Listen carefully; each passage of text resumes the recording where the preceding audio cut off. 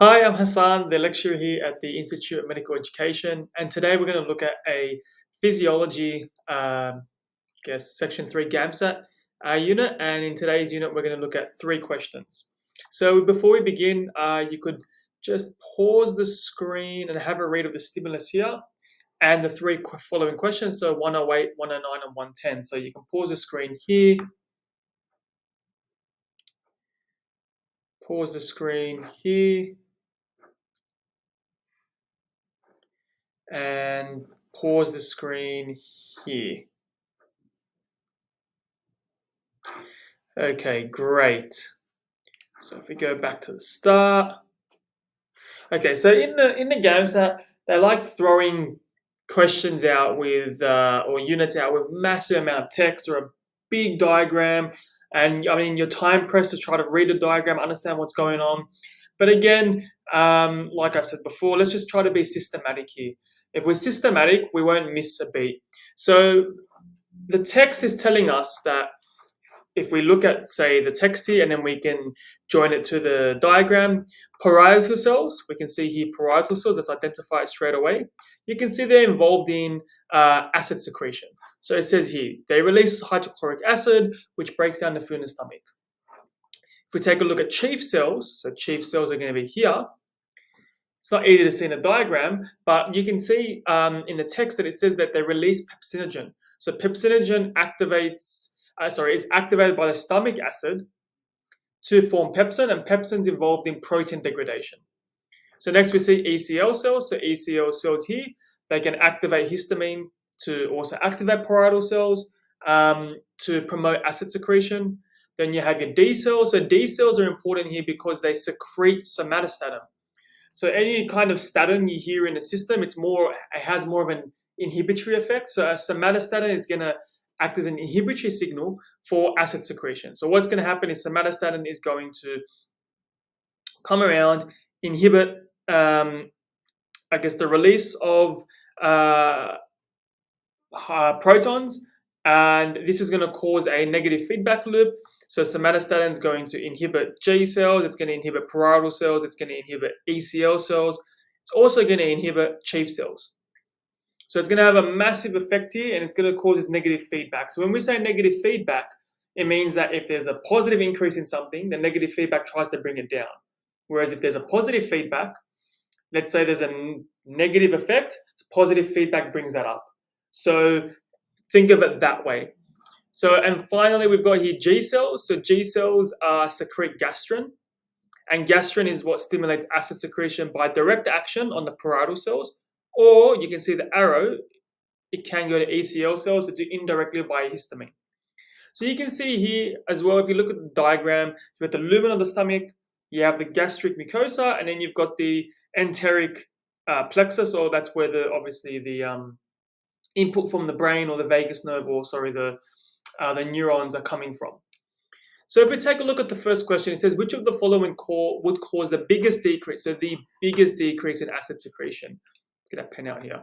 So make sure you read this, biggest decrease in acid secretion. Don't get confused. It's not asking which is given the biggest increase. So you know straight away just by looking at this, let's just knock things out. So it says a mutation in a gene which codes for pepsinogen. Pepsinogen has nothing to do with acid secretion. Pepsin is activated by acids to form pepsinogen, which is involved in protein breakdown. So this is incorrect. So let's have a look. Overactive D cells, inactive Ecl cells, or overactive G cells. So what do G cells do? Let's have a look. G cells, remember, are involved in gastrin, and they're involved in secreting gastrin, which then acts to promote acid secretion. So which has the biggest decrease in acid secretion? Your G cells won't have a biggest decrease. They'll actually increase acid secretion. And then it will form a negative feedback loop, but it's definitely not going to be your G cells. So that's going to be incorrect because they're going to increase your acid. So let's have a look. Inactive Ecl cells. So Ecl cells, they are involved in activating proton. Activating obviously histamine and then parietal cells to secrete proton. So yes, technically speaking, inactive Ecl cells would not facilitate the increase in proton secretion or acid secretion. However, the question is asking for the biggest decrease. So the biggest decrease, yes, you'd see a decrease in, you would see a decrease in acid secretion, but it won't be massive because you're just inhibiting the decrease. Where you're going to see the biggest decrease is going to be your D cells, because we know your D cells, you've got somatostatin here, which physically is involved, which is actually involved in a negative feedback pathway to stop the acid and pepsin release. So this is where you're going to actually see the greatest reduction in acid secretion because of the negative feedback loop. Inactive Ecl cells, you will see a decrease in protein secretion by virtue of the fact that you're not going to get activation of parietal cells. However, parietal cells can actually get stimulated from other factors. So you can get parietal cell stimulation from the G cells. So not just the Ecl cells. So if you inhibit it, you're still going to get secretion. Whereas D cells, the somatostatin, is a negative feedback to have this global decrease in protons. So that's how we target. That's how I guess we attack that first question. We can move on to the next question. So this one again, a lot of text in the exam. You might be like, oh, I don't want to read this. But again, let's be systematic here. It says, okay, sorry, just got to fix this up here. Let's get the pen out. It says here that we're told that our food, when it's broken down, it slowly releases into the duodenum. Sorry. So what it doesn't say explicitly is that chyme is what's in your stomach, and then it goes into your duodenum. So chyme is the leftovers from your stomach, and it travels through the stomach now into the duodenum. So it's important to note that when chyme is moved from the stomach into the duodenum, so the chyme, remember, is the food that's been processed, these are secreted. So these hormones, secretin and cholecystokinin, which is in the text as CCK. So secretin or secretin is released in the presence of acid in the duodenum. So chyme does have acid. So which kind of ensure it's obviously going to be increased if the chyme is in the system. It also initiates bicarbonate, obviously to neutralize the acid, and inhibits gastric acid secretion. Cholecystokinin is similar, but it does so in the presence of fats. And you can see because chyme, again, is the food that's been processed, these are going to get released in response to the chyme because they have to counteract the increase in acidity and obviously to, in response to the fats and those sorts of items in the chyme. So, yes, a similar role inhibits. So, yep, they both inhibit gastric acid release, and they're both in response to chyme going into the duodenum. So, if we take a look here, it's important to note that the question says which is most likely purpose for negative feedback loops. So, let's take a read. I like to start from the bottom. Somatostatin acts to maintain stomach pH of 4. CCK and secretin maintain the duodenum at pH of 6.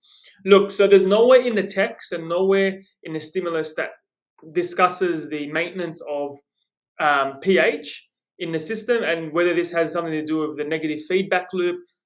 You know, it's not included. And you know this is wrong because, yes, the stomach has a pH, a low pH, and the duodenum would have a higher pH because as you go from the stomach towards down the system, it goes from a low pH to a higher pH. But this is incorrect because we're talking about negative feedback, and somatostatin is involved in the negative feedback of acid secretion. It's not involved in pH modulation. Acid secretion and pH regulation are two different things. So that's why it's important to read between the lines here.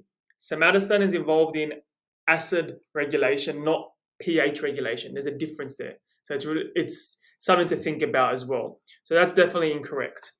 So the next one says somatostatin acts to control the release of chyme. No, it acts to control the release of protons, so the release of acid. So this is incorrect. Oversecretion of acid in the duodenum. So they prevent the oversecretion of acid in the duodenum. Let's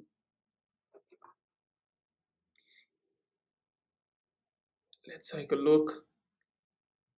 Yes, you could say that, but this is incorrect.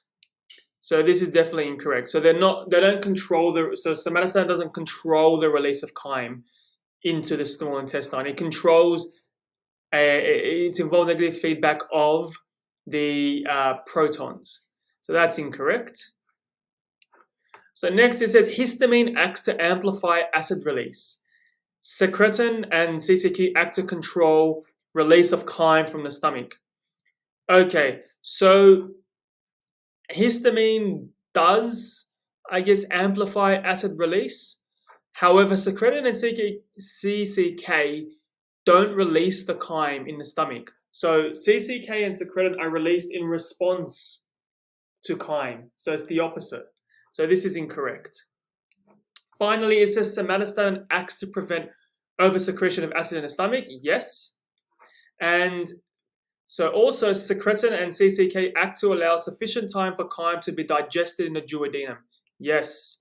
So they are released in response to the chyme, and they do their own job to obviously reduce the acids or release bicarbonate, but they don't release chyme. So remember, chyme comes from the stomach, goes into the duodenum, so it goes from an area of low pH to a higher pH.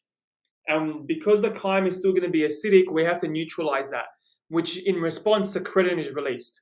Secretin is released that neutralizes the acids with bicarbonate, and also cholecystokinin is released, and they both help inhibit gastric acid secretion and emptying. So that's what's happening here. That's why this is the most correct answer. So if we go to the last question now, it says, which of the following is true? So again, let's start from the bottom. I like starting from the bottom. It's just a little habit of mine. Release of chyme into the duodenum is fastest when there is no CCK or secretin release.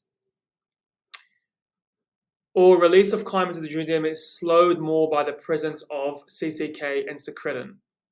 So look, this is all related or central to the idea of how much acid is going to be in the system. So acid in the system is what is going to regulate the release of chyme. From what we read last time in the last question, it told us that when the acid is low, that's when the chyme is going to move from the stomach to our duodenum. And it's important to know it makes sense because the duodenum's pH is higher than the stomach.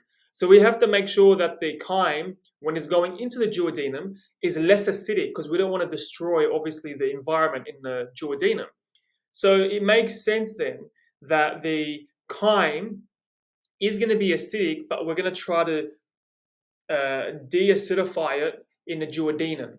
So it's actually going to move faster when there's less acid. So it's got nothing to do with CCK or secretin because CCK and secretin are released in response to chyme. So this is going to be incorrect. It says here release of chyme into duodenum is slowed more by the presence of CCK than secretin. Again, this has nothing to do with it because these are released in the presence of chyme. So this is going to be incorrect. It says here release of chyme into the duodenum is increased if the acidity of the chyme is decreased. That's correct. And let's just double check the last one. A release of chyme into the duodenum is regulated by the amount of acid release in the stomach. So this is what you probably would have been tricked with. So regulation is more like a feedback loop. The movement of chyme into the duodenum isn't a feedback. The feedback is the proton in the system. The movement of chyme is not a feedback. It's just a response to the change in acidity. Feedback is when you're trying to bring things back to normal. So if it's a negative feedback, we've got high proton, we want to bring it back down. You're not regulating the amount, the regulation of acid in the stomach isn't regulating the release of chyme. It just facilitates it. Because if you decrease the amount of proton, then obviously the chyme is going to move into the area where it's a higher pH, because we have to reduce the pH. The feedback system here, the regulation, is the pH drop, not the need for chyme to be released. That's not a regulation. So that's why this is going to be incorrect. So your answer is going to be B. So with these sorts of questions, a lot of it is, I know in a GAMSAT you're stressed for time. Again, I keep telling students, the key here is read. If you don't read the question, you can't answer it properly. And you might say, how am I supposed to read it in 3 minutes? It takes practice. Being able to comprehend large amounts of text and images and these questions, it takes time. Practice, practice, practice, and you'll get it.